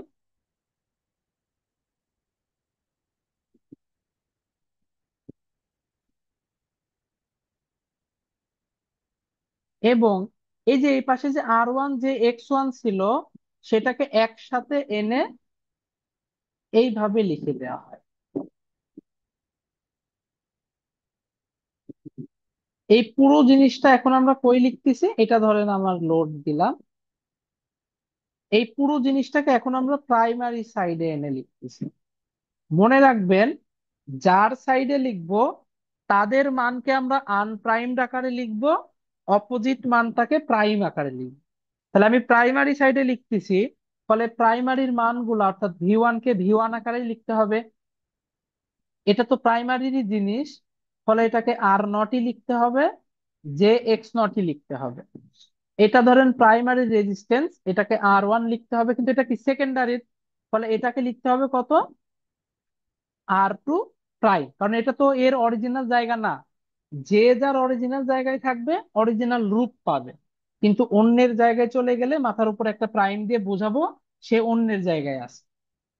এটা ধরেন প্রাইমারিরই জিনিস, ও ওর মতোই আছে, কিন্তু এ অন্যের জায়গায় আছে, ফলে মাথার উপর একটা প্রাইম দিয়ে। এই যে বারবার যে এরকম পড়া করতেছি যে প্রাইমারি সেকেন্ডারি, বাস্তবিক ট্রান্সফরমার এরকম আলাদা আলাদা বের করার কোনো উপায় থাকে না। এজন্য বাস্তবিক ট্রান্সফরমারে একটা রেজিস্ট্যান্স বের করা হয়, একটা রিঅ্যাকট্যান্স বের করা হয়। যেহেতু আলাদা করার উপায় থাকে না, ফলে এই দুইটাকে মিলায়ে একটা নামকরণ করা হয়, যেটাকে R01 বলে। 01 বলতে কি বোঝাচ্ছে? প্রাইমারি সাইডের রেজিস্ট্যান্স। আর এই দুইটাকে মিলায়ে একটা রিঅ্যাকট্যান্স বানানো হয়, যেটাকে বলা হয় JX01। আর এই যে এই দুইটা মিলে যে ইম্পিডেন্সটা তৈরি হয় সেটাকে বলে Z01। এটুকু কি ক্লিয়ার সবাই? হ্যাঁ ভাই। জি ভাই। এখন দেখেন, এটা লোডের ভোল্টেজ, মানে এখানে তো যে ভোল্টেজটা পরিমাপ করব সেটা লোডের ভোল্টেজ। ফলে আচ্ছা বলেন তো, এটা কি লোডের অরিজিনাল জায়গা? লোড কি প্রাইমারি সাইডে থাকার কথা? না, সেকেন্ডারি সাইডে। তাহলে অরিজিনাল জায়গা না থাকলে ওর ইম্পিডেন্সকে কি করতে হয়? মাথার উপর একটা প্রাইম দিয়ে দিতে হয়। আচ্ছা, এর অ্যাক্রসে ভোল্টেজ পাওয়ার কথা V2, কিন্তু এইটা কি ওর অরিজিনাল জায়গা? না। তাহলে আমরা যদি এখানে একটা ভোল্টেজ লিখি, V2 প্রাইম লিখতে হবে। কথা বুঝছেন? মানে হ্যাঁ। এই যে, এবার কি বুঝতেছেন যে ভিপি আর ভিপি প্রাইম জিনিসটা কি?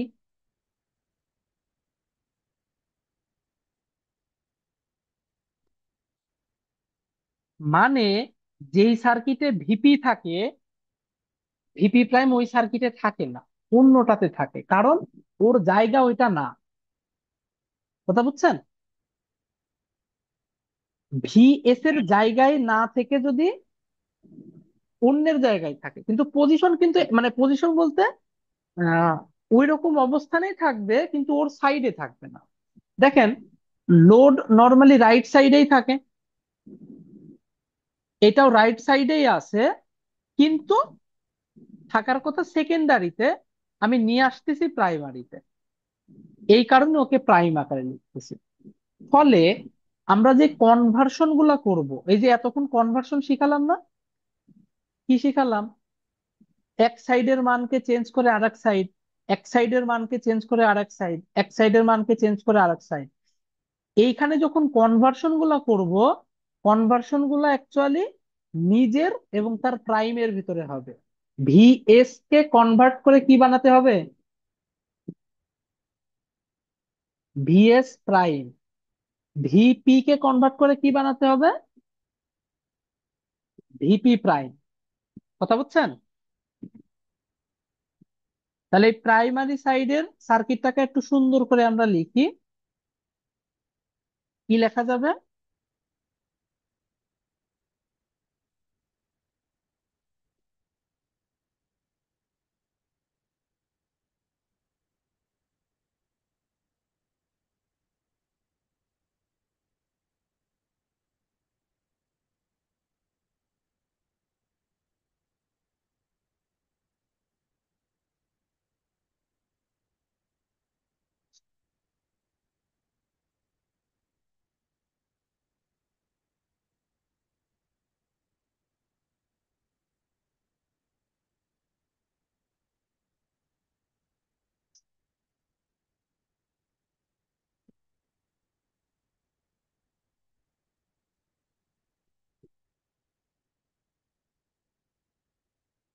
এটা হচ্ছে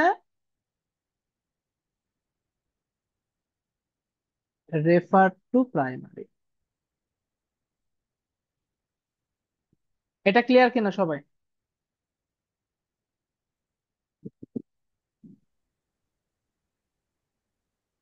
জি ভাই। আচ্ছা, এইটারই যদি সেকেন্ডারি ভার্সন আঁকাই, অনেকেই মনে করেন যে সেকেন্ডারি আঁকাচ্ছি, ফলে এইটা আর দেওয়া লাগে না। অ্যাকচুয়ালি আপনি এটাকে ইগনোর এমনিতেও করতে পারেন। কেন? দেখেন, আমরা তো এটাকে ভিপির রেসপেক্টে নিয়ে চলে আসছে, ফলে এটাকে দেখালেও চলে, না দেখালেও চলে, কারণ দেখেন এর দুই মাথায় যদি ভিপি পাই, এই ব্রাঞ্চের মাথায়ও তো ভিপি পাচ্ছে। এই কারণে অনেক সময় এই জিনিসটাকে সেকেন্ডারিতে আঁকানোর সময় দেখাই না, আমরাও ম্যাথ করার সময় দেখাবো না। তবে যেহেতু এখন আমরা কনসেপ্ট শিখতেছি, এখন আমরা দেখাবো। পরবর্তীতে আস্তে আস্তে এই জিনিসটাকে সেকেন্ডারি যখন সার্কিট আঁকাবো তখন আর দেখাবো না। তাহলে সেকেন্ডারি আঁকানোর ক্ষেত্রে কি হবে? আমি আঁকাচ্ছি সেকেন্ডারি সাইড, তাহলে জোর যার মুল্লুক তার। যেহেতু এটা সেকেন্ডারি আঁকাচ্ছি,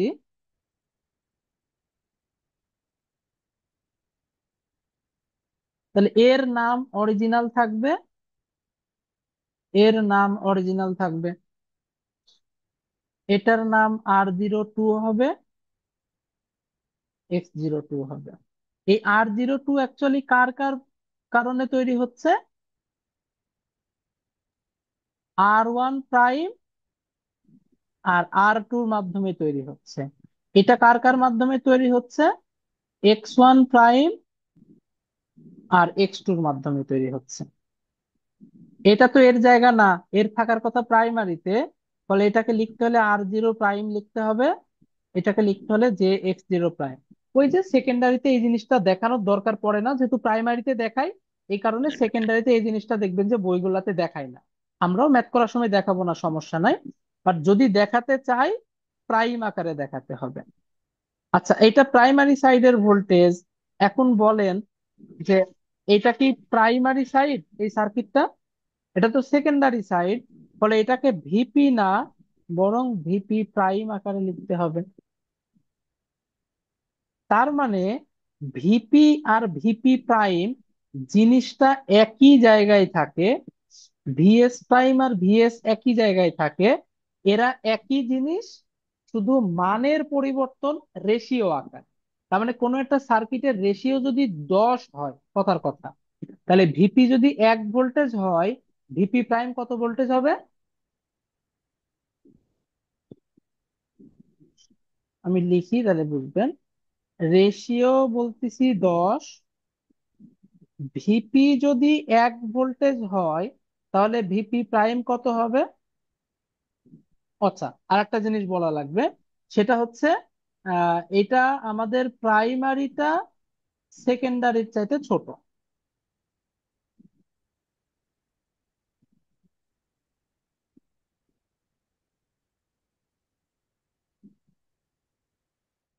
আচ্ছা, ভিপি আর ভিপি প্রাইমের ভিতরে কে প্রাইমারি ভ্যালু বলেন তো? VP VP primary. VP primary value, আমি বলছি প্রাইমারি লো, সেকেন্ডারি সাইড হাই, তাহলে ভিপি প্রাইমের মান কত হবে?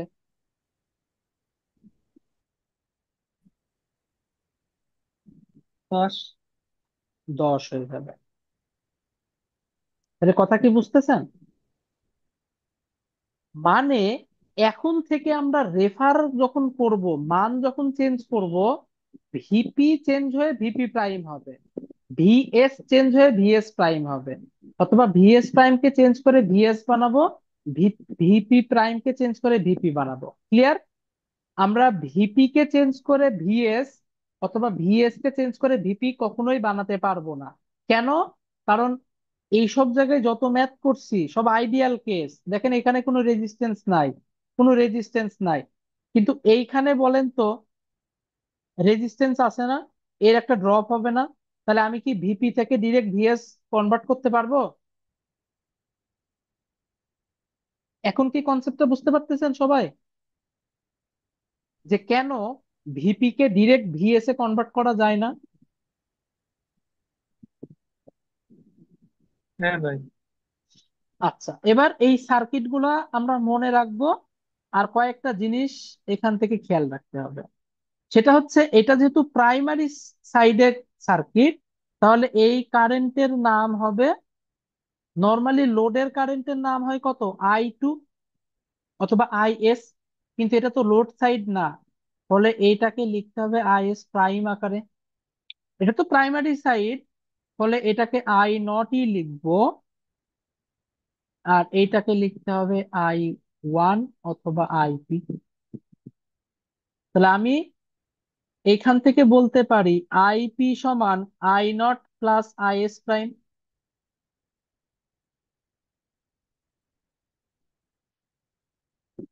অথবা অন্যান্য বইয়ের মতো I1 সমান I0 প্লাস I2 প্রাইম। আলাদা মুখস্থ রাখা লাগবে না, এই কনসেপ্টটা দেখলেই বুঝতে পারবো। ভোল্টেজটা এবার বের করতে হবে, কারণ ভোল্টেজও তো লাগবে। দাঁড়ান 1 মিনিট।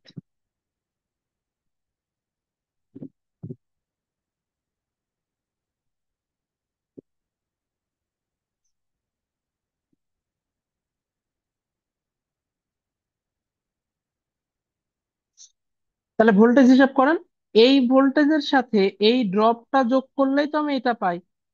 তাহলে ভিপি এটা সমান কত লেখা যাবে?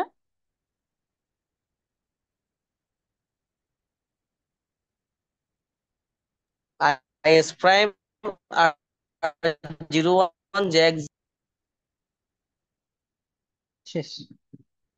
ক্লিয়ার?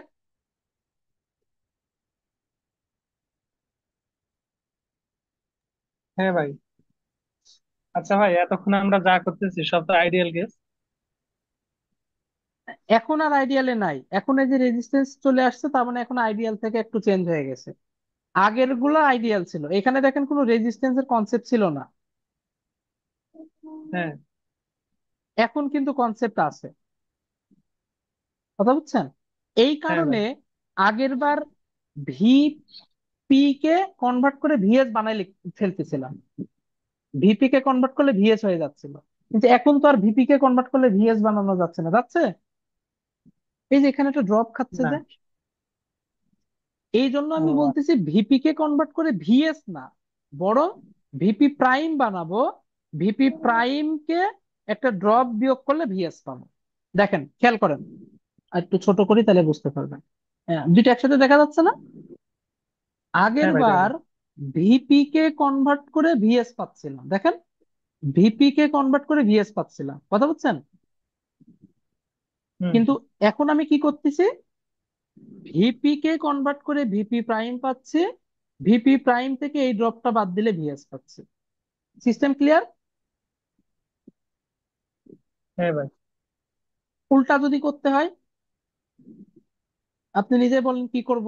মানে আমার হাতে ভিএস আছে, কিন্তু আমি ভিপি বের করতে চাই। আগের বার ভিএস থেকে ডিরেক্ট ভিপি তে চলে যাচ্ছিলাম, এবার বলেন তো রোড ম্যাপটা কি করব আমি? এখন ভাই ভিএস থেকে আমরা কোথায় যাবো? ভিপি তে? ভিএস থেকে ভিপি তে যাইতে চাচ্ছে, তাহলে কোন হ্যাঁ, পদ্ধতিতে তাহলে যাব? তাহলে তো ভাই যোগ করতে হবে, কিন্তু তখন তো আমরা না না, ভিএস আমি প্লাস। আমি আরেকবার বলি, আমি এটা বলি, ভিপি থেকে ভিএস যাইতে চাই, তাহলে আমি কনভার্ট ডিরেক্ট করতে পারতেছি না, আমি ভিপি কে প্রথমে কনভার্ট করে ভিপি প্রাইম বানাচ্ছি, দেন ড্রপ বিয়োগ করে ভিএস পাচ্ছি।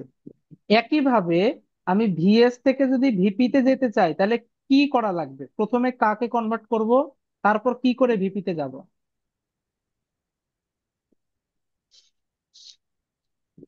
ভিএস কে কনভার্ট করে ভিএস প্রাইম বানাবো, দেন এই যে এটা যোগ করে দিলে ভিপি পেয়ে যাব। তাহলে কনভার্সন এখন নিজের নিজের সাথে হবে। ভিএস কে কনভার্ট মানে রেফার করলে ভিএস প্রাইম পাবো, ভিপি কে রেফার করলে ভিপি প্রাইম পাবো। ক্লিয়ার? ক্লিয়ার। তাহলে ওইখানে যেমন সূত্র লিখলাম যে ভিএস প্রাইম যদি জেনে ফেলি কোনোভাবে, কিভাবে ভিপি বানাইতে হবে, এটা করে দিলেই ভিপি পাবো। তাহলে এইখানে সূত্র লিখতে পারবো না? এটা তো অ্যাকচুয়ালি লোড সাইড, ফলে এই কারেন্টটাকে তো আমি আই টু হিসাবে লিখতে পারি। এটা কিন্তু কারেন্ট না, এই জন্য প্রাইম। এটা কিন্তু কারেন্ট না, এই জন্য প্রাইম। আমার এইসব দরকার নাই, আমি দেখানোর জন্য লিখলাম। তাহলে আমি দেখেন এই সার্কিটে যদি কেভিএল অ্যাপ্লাই করি, ভিপি প্রাইম সমান কত লেখা যায়? VS plus I two into R02 plus JX02। দেখেন, ভিএস এর সাথে এইটা যোগ করলে কত পাওয়া যায়? VP prime. আর ভিপি প্রাইম কে কনভার্ট করলে কি পাওয়া যায়? ভিপি।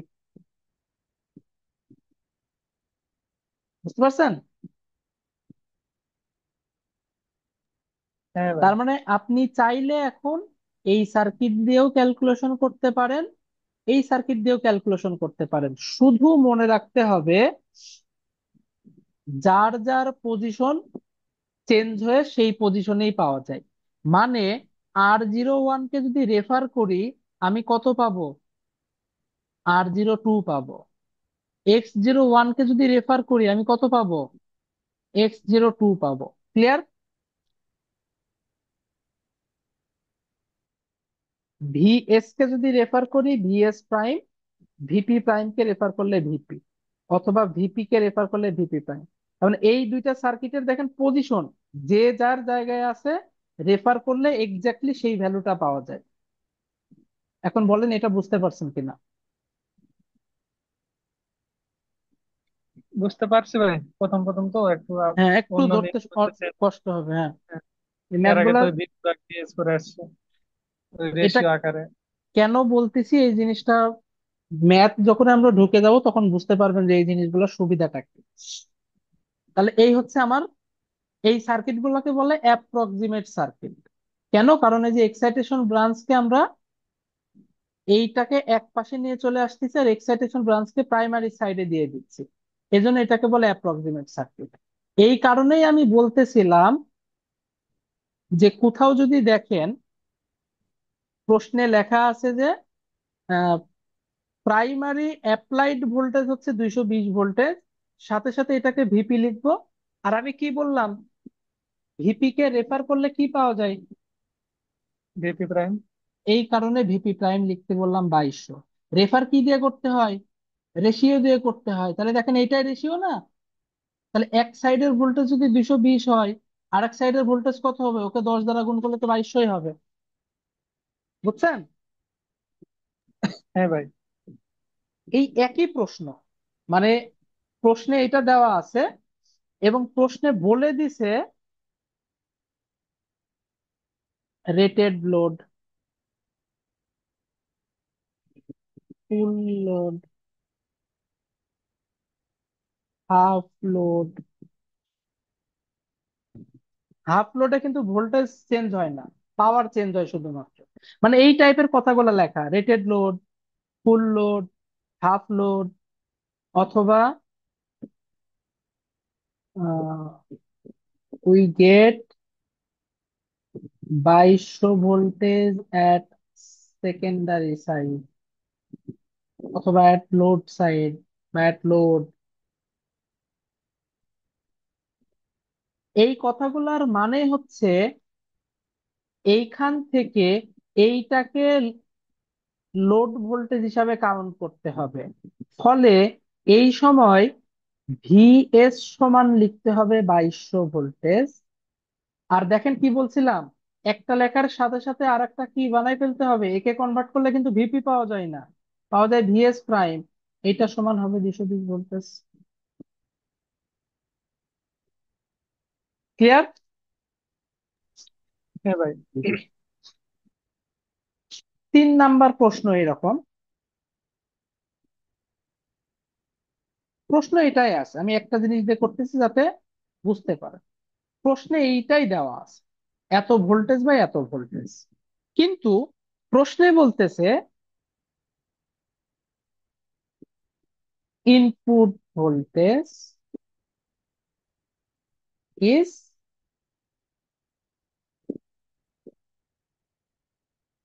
200 ভোল্ট। ইনপুট 200 ভোল্টেজ বলা মানেই এটা হচ্ছে ভিপি 200। রেশিও কত বলেন? বললাম এটা দেখার সাথে সাথে রেশিও বের করে ফেলবেন। আচ্ছা, অবশ্যই। প্রাইমারি যদি 200 হয়, মানে ভিপি যদি 200 হয়, ভিপি কে কনভার্ট করলে কি পাওয়া যায় জানো? VP prime. ভিপি প্রাইম পাওয়া যায়। তাহলে ভিপি প্রাইম সমান কত হবে বলেন? 2000। 2000। 2000। কেন? কারণ এই যেটা হাই সাইড, ভিপি মানে লো সাইড, আর এর যে চেঞ্জ হবে সে চেঞ্জ হবে হাই। তাহলে 200-র সাথে কত গুণ করে দেবো? রেশিও গুণ করে দেবো, তাহলে এটা হবে 2000। দেখেন, যেইটাতে ভিপি কে কনভার্ট করে ভিপি প্রাইম বের করলাম, এই প্রশ্নে মানে 1 নাম্বার প্রশ্নে কিন্তু ভিএস আননোন। তো ভিএস বের করার সূত্র আমি দেখলাম না সার্কিট থেকে, সেটা অ্যাপ্লাই করে এটা বের করব। যেখানে ভিএস থেকে ভিএস প্রাইম পাইছি, এখানে আননোন কে? VP unknown. ভিপি। এইটা বের করতে হবে। কথা বুঝছেন? আমরা বের করার সিস্টেম কিন্তু ম্যাথ করার সময় করব। আপাতত প্রশ্ন দেখে কিভাবে চিনবো যে এটা ভিপি নাকি কি, এইটা চেনার উপায় শেখাচ্ছি আমি। ম্যাথ করার সময় এটা আমি বলবো, আর আস্তে আস্তে ক্যালকুলেশন করাও শেখাবো। আমরা নেক্সট ক্লাস থেকে অল্প অল্প করে ম্যাথ শুরু করবো ইনশাল্লাহ। আচ্ছা, এই প্রশ্নই যদি বলে দিত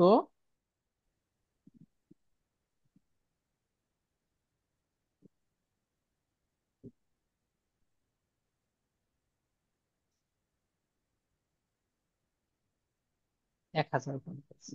তাহলে এই 1000টা কার মান? ভিপি। কেন? লোডের ভ্যালু ভোল্টেজটা কি? বা এটা বিএস। ভিএস, এই তো বুঝতেছেন। ভিএস যদি 1000 হয়, ভিএস কে চেঞ্জ করলে কি পাওয়া যায়? বিএস প্রাইম পাবো। ভিএস প্রাইম পাবো। ওকে। ভিএস প্রাইমটা কি হাই ভ্যালু নাকি লো ভ্যালু? লো ভ্যালু। লো ভ্যালু। তাহলে একে কত দ্বারা ভাগ করব? 10 দ্বারা ভাগ করবো, 100 10 পাবো। দ্বারা ভাগ করবো 100। এই তো বুঝে ফেলছেন, শেষ। এই যদি বুঝেন, আপনার আর এখানে ভুল হওয়ার কোনো চান্স নেই। এখন বলেন যে প্রশ্নের উপর ভিত্তি করে এই বক্সের ভ্যালুটা ভিপি নাকি ভিএস, এটা নির্ণয় করা কি বুঝতে পারছেন সিস্টেমটা?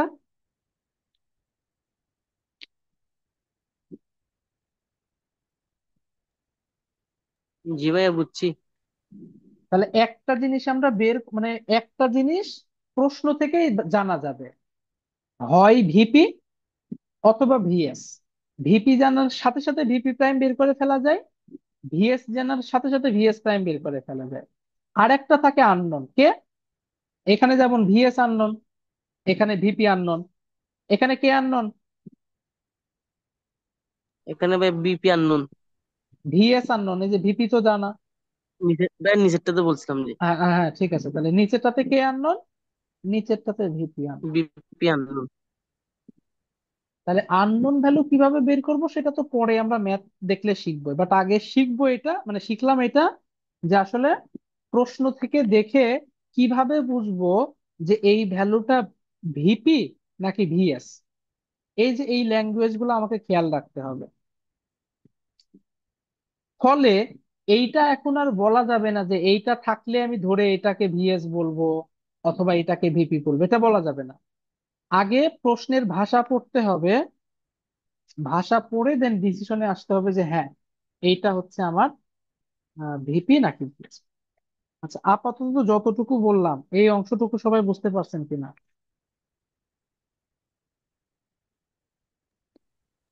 জি ভাই। ওকে। তাহলে আমরা আপাতত এতটুকুতে রাখতেছি। নেক্সট ক্লাসে আমরা যতটুকু করলাম এইটুকুর ভিতরে অল্প অল্প করে ম্যাথ করার ট্রাই করব, যে অ্যাকচুয়ালি কোন একটা পরীক্ষার যে প্রশ্ন, সেখানে ক্যালকুলেশন গুলা কিভাবে করবো, যদি ভ্যালু দেওয়া থাকে তাহলে কিভাবে এই অংশটুকু সলভ করা যায়। তাহলে আমরা বুঝতে পারবো যে অ্যাকচুয়ালি এই যে এই ধরার পরে কিভাবে আননোন ভ্যালুটাকে বের করা হয়। সেই ক্ষেত্রে আমাদের এই সার্কিটটা, যদিও এই সার্কিটের কাজ খুবই কম, এক্সাক্ট সার্কিটের কাজ কম, বেশিরভাগ ক্ষেত্রে আমরা অ্যাপ্রক্সিমেট সার্কিট দিয়েই সলভ করি। ফলে আমি যে শীটটা দিছি সেই শীটে সবই দেওয়া আছে, আপনারা নিজেরা একটু এই সার্কিট গুলা দেখবেন। এটাকে মুখস্থ বলেন আর মেমোরাইজ বলেন, যাই বলেন, এটা করতে হবে। সার্কিট কিন্তু আমাদের জানা লাগবে যে অ্যাকচুয়ালি সার্কিটে কি কি থাকে, খাতায় দেওয়া আছে। বাকি এই যে এটা ধরেন সূত্র, কিন্তু এই সূত্র আপনার মুখস্থ করার দরকার নাই। কেন নাই? কারণ আপনি ডিসি সার্কিটে কেভিএল জানেন, কেসিএল জানেন। এইখানে কি আপনার মুখস্থ করার দরকার আছে যে একটা কারেন্ট এসে দুই ভাগে ভাগ হচ্ছে, ফলে এই দুই কারেন্টের যোগফল এটা সমান? এক্সট্রা মুখস্থর কি দরকার আছে? নাই। আপনি কেসিএল জানেন যে একটা কারেন্ট এসে দুই ভাগে ভাগ হলে কি করতে হয়, এই ভোল্টেজটা যদি থাকে এই ভোল্টেজটা কিভাবে কেভিএল দিয়ে অ্যাপ্লাই করে বের করতে হয়। ফলে এগুলা কিন্তু মুখস্থ না, এই সার্কিটটা ড্র করা শিখলে আপনি এগুলা এমনিতেই বাই ডিফল্ট বের করতে পারবেন। এটাই হচ্ছে আপনার কাজ। ভাই আমরা কোন বইটা ফলো করব এখানে? আমরা মেনলি থেরেজা, চ্যাপম্যান এই দুইটা বইয়ের ম্যাথ করব। তবে এটাই হচ্ছে মেন কথা, যে আসলে আমরা করবোটা কি বা করতে চাচ্ছিটা কি। আমরা চাচ্ছি এটা, যে যখন একটা ম্যাথ আমার সামনে আসবে, থেরেজা ম্যাথ অথবা চ্যাপম্যান ম্যাথ, আমরা একটা নিয়ম দিয়েই সলভ করব। ফলে আপনার কাছে এটা মনে হবে না যে এটা চ্যাপম্যান নিয়ম, এটা থেরেজা নিয়ম। আপনি আপনার মতো করে সলভ করবেন, এমন নিয়ম শিখবেন যে একটা দিয়েই থেরেজা সলভ করা যাবে, একটা দিয়েই চ্যাপম্যান সলভ করা যাবে। কনসেপ্টটা কি বুঝতে পারছেন? হ্যাঁ ভাই। আমরা দুইটা বই, ফলে দুইটা টোটালি আলাদা নিয়ম এরকম শিখবো না, একটা নিয়ম শিখবো, সেটা দিয়েই দুইটা বইয়ের ম্যাথ সলভ করবে। মানে বই আমরা দুইটাই পড়বো, নিয়ম আমাদের মতো করে করবো। এই হচ্ছে আমাদের মেন টার্গেট।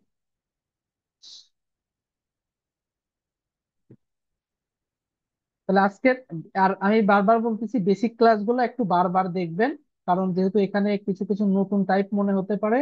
আর এগুলো বলার একটাই কারণ, কারণ সারা জীবন আমরা আলাদা আলাদা বইয়ের জন্য আলাদা আলাদা নিয়ম করে থাকি।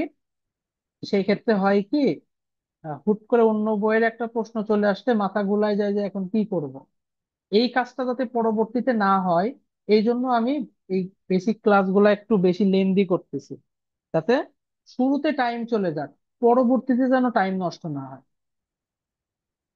তাহলে আজকে আপাতত এতটুকুই, আমরা সার্কিট পর্যন্ত এসে শেষ করলাম। এর পরবর্তীতে এখান থেকে ক্লাস কন্টিনিউ হবে ইনশাল্লাহ। আচ্ছা, আজকের ক্লাস পর্যন্ত কারো কোনো কোশ্চেন আছে? না ভাই। তাহলে এইগুলো দেখেন, নেক্সট ক্লাস থেকে আমরা এই পরবর্তীতে এই করবো।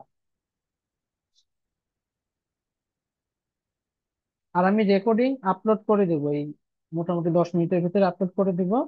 যে প্লে লিস্টটা শেয়ার করছি ওই প্লে লিস্টটা সবাই সেভ রাখবেন, ওইখানে সিরিয়ালি ভিডিও আপলোড হইতে থাকবে।